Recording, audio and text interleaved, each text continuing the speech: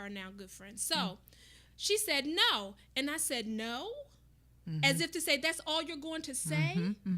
You're going to discount my instruction and just say no? And then she looked at the woman and said, well, be yao ni pang wa da to fa, which means I don't want you touching my hair.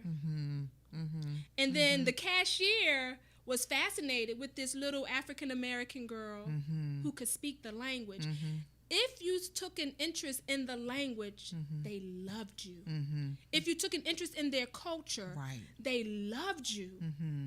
And so we were hometown favorites. Wherever we went, ni hao, ni hao ai. Ai is a term, auntie, which is what you call the elders. We say mother so-and-so. We call the elders in China ai. Ni hao. Aye. There you go. Ni hao, auntie. Yep. And they love it. They love it. So that was a teachable moment for her. And you saw a change in her. She knew her mama had her back. Absolutely. She knew if anything went down, trust me, I'm a lover, not a fighter. But let me tell you, I would have done what was necessary. Yeah, that's powerful stuff. I always tell people, my mother, she was crazy about this chick here, okay? I was her only child, so she was crazy. But I remember, this was, my mom passed in 2005, and I, thank you again, because Kimberly was the first person after the news went out about my mom passing to come, and you just helped me, and I better not go there because I feel something welling up in me. Right. But in any event, Kimberly came and she helped to get my kitchen cleaned up and helped me to straighten up stuff, and she just helped me. She just came right in just like my sister, and she is my sister, and she just did all those things that I couldn't at that moment because I was just so totally devastated. But one of the things that really helps me to be the woman that I am. And this is why I felt that moment was so powerful for Lady, is when you understand that your mother will go to bat for you. We won't get to the fathers at this particular point because I'm talking just about this moment with her. There is something on the inside of you that comes alive and you become a force to be reckoned with. Right. And I always knew that about my mother, but let me tell you how far it went with her. Now, I'm not espousing violence to anyone, so I don't want anybody writing me or texting me. This was my mother, Georgia May Hale. This was my mother. So I found out maybe about 5 years before she passed away, we were just sitting at the dinner table talking, and she started talking about an old boyfriend that I dated, and she didn't approve of because he was older than me. Well, I didn't know that the reason that the guy told me to go on about my business with some haste was because this woman went and put a gun to his head and told him that he better leave me alone or she was going to kill him. Okay. Now, again, I'm not espousing violence. I'm just telling you what my mama did because she could see or foresee the danger that was lying in wait for me if I kept going down that path with that particular person.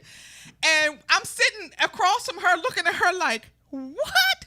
And it all began to make sense, connecting all the dots, And that's why that moment with Lady resonated with me so much. Because your daughters have to be able to look at their mama, respect them, number one, but then know, okay, I can be who I was created to be because my mother supports me and she has my back. Yes. Oh, okay. No, don't touch my hair. Whatever she said and how she said it in that language, don't touch my hair. Don't touch my hair. I just thought that was a powerful moment, And let me just say, to have captured that, because you were capturing the transaction. Precisely. But to have captured that, I think is powerful. Yeah, that was God. Yeah.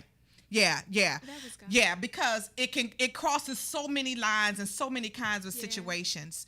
So, whenever you're talking to a friend, a sister friend, we lose track of time. Time is always just, ticking away. Yes. And so I told y'all, we haven't seen each other in a year, so we could talk forever. So now let's talk about some of the initiatives and some of the projects that you're going to be working on. Yes. I know you had this awesome Tell Us Summit. I can't wait for you to have it again. Yes. Listen, you all go to those platforms and you connect with Kimberly because you want to get on these telesummit calls. She had a series of calls. What is your China? And so that's a coaching question because she's a coach. That's a coaching question. What is your China? You know, what is it that you want to do? What dream do you want to see come to fruition?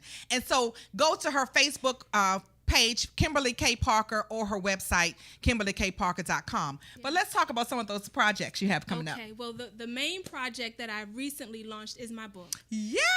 And I've actually written 5 books. This is book number 5. But I've helped over 29 other people write and publish 13 books. So that's where the numbers come in. But this book right here was actually, I could not stop writing. You can't capture a year in another land in 186 pages. I did the best I could. Right. And I hope that those who read it enjoy it.